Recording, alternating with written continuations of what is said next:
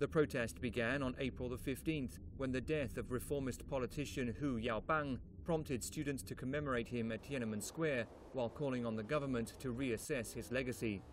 Within days, more protesters had gathered, and they began writing about broader political issues such as freedom of the press, democracy and corruption. On April 27th, some 50,000 to 100,000 students from all Beijing universities marched through the streets of the capital to Tiananmen Square to join the protest. 2 days ahead of a visit by the then Soviet leader Mikhail Gorbachev on May the 15th, students began a hunger strike and sit-in inside the square to place additional pressure on the government. Martial law was declared on May 20th, with the army attempting to enter the city only to be blocked by protesters retreating days later. At some point, a 10-meter-tall statue known as the Goddess of Democracy was erected in the square, facing a portrait of Mao Zedong.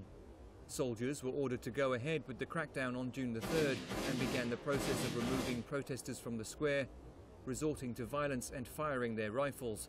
This continued into the morning of June the 4th.